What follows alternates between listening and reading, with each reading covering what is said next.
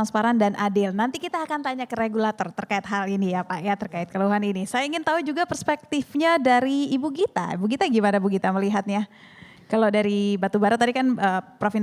Irwandi bilang katanya batubara dengan nikel ini sebenarnya tujuannya beda. Tapi ingin ada kejelasan, ingin tidak mendadak, ingin ada transparansi. Nah kalau dari Ibu Gita sendiri melihatnya seperti apa? Ya, jadi kalau tadi saya sudah dijelaskan juga dengan Pak Ezra dan Prof. Irwandi, saya rasa ini ketidakjelasan ini sudah 1 bulan lebih gitu loh. Diombang-ambing sebetulnya kita mendapat kuota berapa, lalu ada pertanyaan sebetulnya berapa kuota produksi yang ditetapkan untuk batubara sendiri.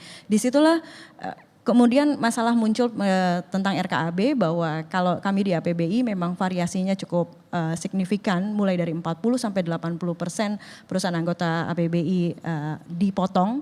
Itu pun tidak ada kejelasan kenapa angka yang dipotong itu sedemikian besarnya. Nah disinilah kita membutuhkan sebuah klarifikasi kalau si perusahaan antara perusahaan A, B, C, D dipotong dengan angka sekian-sekian, rasa-rasanya perusahaan tersebut juga berhak untuk mendapatkan klarifikasi dan kejelasan kenapa angka pemotongan. Itu alasan menjadi sangat penting. Nah, dan berbicara dengan pemotong yang signifikan itu kembali lagi ke net profit margin yang akhirnya minus dan perusahaan itu tidak bisa survive dengan angka yang diberikan. Kita bicara dengan batubara bukan soal perusahaannya itu sendiri Mbak, tapi ada multiplier effect di balik situ. Bagaimana nanti mungkin ada dari kontraktor, ada dari tongkang, pemilik kapal hingga yang paling penting, yang paling hit hard nantinya adalah tenaga kerja itu sendiri. Kita bicara tentang ribuan tenaga kerja. Assessment kita menyatakan bahwa per 1 juta ton batu bara itu dikerjakan mulai dari sekitar 270 sampai 400-500 orang. Bisa dikalikan sendiri ketika nanti pemotongan yang begitu signifikan akan berdampak pada ribuan orang yang bergantung pada batu bara.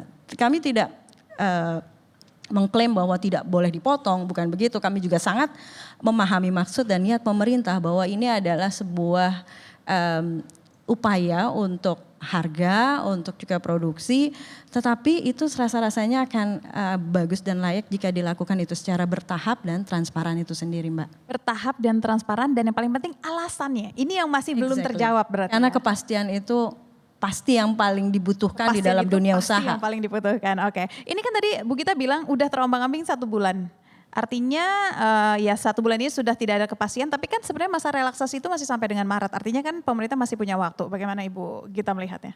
Kalau 31 Maret itu kan hanya 20% dari total RKAB yang ada di tahun sebelumnya. 25% ya? 25% dari tahun sebelumnya. Nah dengan angka ini sendiri banyak perusahaan itu yang sudah selesai dan habis. Sementara RKAB-nya juga belum keluar dan rekomendasi angka RKAB itu pun sangat besar untuk dipotongnya. Jadi ini menimbulkan ketidakpastian. Sementara kan kita juga berhubungan dengan kontrak ke depannya ya, kita sudah berkontrak dengan buyer-buyer di luar maupun juga sudah pasti untuk pemenuhan demo itu sendiri. Jadi ini bukan suatu masalah tentang pengurangan produksi saja, tapi ada kompleksitas itu sendiri Mbak di dalamnya. Hukum dan investasi agar bisa mengcapture kesempatan ini. Ya, baik. Begitu ya Pak ya, di tengah isu geopolitik. Saya ingin dapat pandangan dari Ibu Gita. Ibu Gita bagaimana Bu Gita? Tadi kan sudah dijelaskan. Gimana cara kita bisa mengcapture kesempatan ini Bu? Gimana cara kita bisa mendapat commodity boom di saat sebenarnya peraturan terkait pertambangan ini lagi ketat-ketatnya, lagi banyak-banyak ya. Silahkan Bu Gita. Ya, kalau kita lihat dari ketegangan geopolitik yang saat ini sedang terjadi antara Iran dan Amerika Serikat ini, kita juga ngelihat bahwa ini adalah lapisan ketidakpastian ya di global. Jadi kita juga melihat bagaimana setiap negara juga sekarang memacu untuk kepastian dari energi itu sendiri yang sangat sayang kalau misalnya tidak kita capture. Benar sekali kata Pak Ezra bahwa kita tidak bisa menafikan bahwa dalam 1-2 bulan ini negara-negara seperti India contohnya sudah mencari alternatif pasar lain ketika ada sesuatu bahkan yang sifatnya rumor sekalipun Mbak di Indonesia. Maka dari itu menurut saya kepastian atau sama seperti Pak Ezra tadi baik kepastian hukum dan kepastian berusaha ini sangatlah penting karena kita tidak bisa memprediksi apa yang terjadi di global dengan tantangannya itu sendiri bahwa sangat-sangat reaktif pasar itu sangat reaktif terhadap apapun yang terjadi di Indonesia, terutama tentang kebijakan. Nah, disinilah juga kita melihat bahwa contohnya saja tadi, walaupun saya pasti apresiasi juga ya kepada pemerintah kalau ternyata tadi Bu Rita bilang, oh angkanya bukan 600, ternyata lebih dari itu. Nah ini kan sesuatu yang harusnya kita tahu gitu. Ketahui. Dan Kita ini yang ketahui, belum diketahui ini yang belum sebenarnya. kita ketahuin. Dan ini jadi kita sebetulnya ini pergerakannya seperti apa sih? Dan ya pasar global itu sudah bikin statement macam-macam, mencari alternatif pasar. Toh juga itu adalah sesuatu yang sangat-sangat wajar bagi setiap negara untuk mengamankan pasokan energi mereka sendiri. Jadi jangan selain kepastian tadi juga industri kita juga kan menghadapi banyak tantangan juga ya.